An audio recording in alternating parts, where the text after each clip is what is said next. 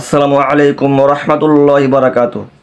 আলহামদুলিল্লাহ ওয়াসকাফা ওয়াসসালামুন আলা ইবাদিহিল্লাযিনা ইসতাফা আম্মা বাদ।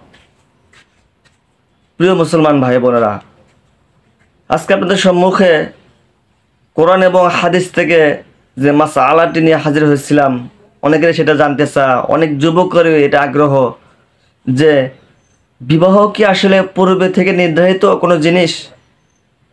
যদি তাই হয় তাহলে আমরা এরকম পাত্রী দেখি কেন? যদি তাই হয় তাহলে তো আমাদের ভাগ্যেরই সেটা লেখন ছিল যে আমরা এই মেয়েটাকে পাবো। তাহলে বিষয়টা কেমন দাঁড়ালো? এ বিষয়ে সঠিক মাসআলা এবং সহিহ হাদিস আছে কি? তাদের জন্য আজকের যে উত্তর এবং জানার বিষয়, তো সেটি হলো বিবাহ পূর্বে থেকে নির্ধারিত। বিবাহ হবে, কিন্তু কার সাথে হবে এরকমটা কোথাও কোনো লেখা নাই যে বিবাহটা কার সাথে হবে। কারণ ভাগ্যের একটা বিষয় রয়েছে, তকদির। তকদির মানে কি? ভাগ্য। তকদিরে একটা বিষয় রয়েছে, একটা হলো মুআল্লাক, একটা মুবাররক।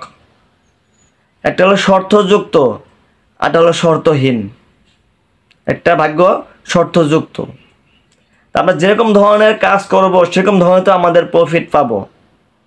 মাঝে মাঝে কিন্তু বোনাস দেয়, অফার দেয়, যে এটা করলে এটা পাবেন, এই টাকার এই ফলাফল, এই টাকার এই প্যাকেজ, এরকম অফার দেয় কি না? আরেকটা আছে ফিক্সড করা, যে ওটাই থাকবে, যদিও কাজ করেন কোনো কাজ হবে না।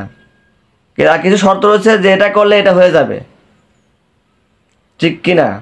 আপনি হয়তো বিষয়টা বুঝতে পারছেন। তো এরকমভাবেও ভাগ্যের কিছু বিষয় রয়েছে এবং দোয়ার দ্বারা সে ভাগ্য পরিবর্তন করা হয়। আল্লাহ রাব্বুল আলামিন মানুষকে জোড়ায় জোড়ায় সৃষ্টি করেছেন, এটা সঠিক।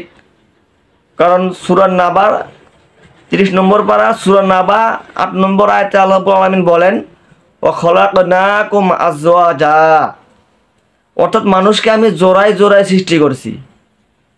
কিন্তু জোড়ায় জোড়ায় বলতে আর একটা কোন জোড়া? কার ছেলে কার মেয়ে, অমুকের মেয়ে অমুকের ছেলে কোথায় রয়েছে, এরকম কখনো কোরআনে কোনো হাদিসে বলা হয়নি যে কে কার সাথে বিয়ে হবে। এটা ভাগ্যর দ্বারা মানুষ চেষ্টা করবে যে একে আমার ভালো লাগলো না, এরকম মেয়েকে আমি চাই, বা একে আমার ভালো লাগছে, এরকমভাবে দেখার মাধ্যমে, বুঝের মাধ্যমে। কারণ মানুষ হলো কি শ্রেষ্ঠ জাতি, তার বিচার করার ক্ষমতা আল্লাহ রাব্বুল আলামিন দিয়েছেন। এরকমভাবে সে বিচার বিবেচনা করে যেটা ফিক্সড করবে সেটাই তার ভাগ্য লেখা হয়ে গেল। তার ভাগ্যে একটা মেয়ে ছিল, বিবাহ ছিল, ও খলাকনাকুম আজওয়াজা, এর প্রেক্ষিতে সে একটা মেয়ে পাবে, জীবনসঙ্গী পাবে। সে বেছে নিল যে তার কোনটা প্রযোজ্য, তার অবস্থান ক্ষেত্রে সে কোনটা প্রযোজ্য। তা যদি হতো তাহলে যদি আল্লাহ রাব্বুল আলামিন যে আমার জন্য ভালো কোনো এমপি মন্ত্রীর মেয়েকেও ফিক্সড করে রাখতে পারতেন, যে ওর জন্য একটা এমপির মেয়ে বাজার করা হলো, তাহলে বিষয়টি কেমন হলো না? যে আমি একটা সামান্য ব্যক্তি, সে একটা সামান্য ব্যক্তি, তার জন্য একটা এমপির মেয়ে, প্রধানমন্ত্রীর মেয়ের সাথে তার বিবাহ, সেটা কি হলো? সেটা কিন্তু হলো না, বেমানান পরিবেশ কিন্তু সেটা হলো না। সুতরাং সে যে লেভেলের, সে লেভেলের মেয়েকে সে জীবনসঙ্গী হিসেবে পাবে, তার জন্য একটা মেয়ে ফিক্সড করা রয়েছে। এখন তুমি খুঁজে নাও যে তুমি কোন লেভেলে আসো, সেই লেভেলের মেয়ে তুমি খুঁজে নাও, তুমি জীবনসঙ্গী করে নাও। প্রিয় মুসলমান, প্রিয় ভাইরা, আশা করি উদাহরণটা দিয়ে আপনারা সঠিক বুঝতে পারছেন যে বিবাহ পূর্বে থেকে নির্ধারিত, কিন্তু কার সাথে হবে এটা নির্ধারিত নয়।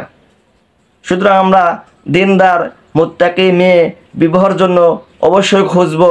আমরা আল্লাহকে দোষ দেব না, আমরা হাদিসের দোহাই দেব না, আমরা নিজেদের মতো চেষ্টা করব।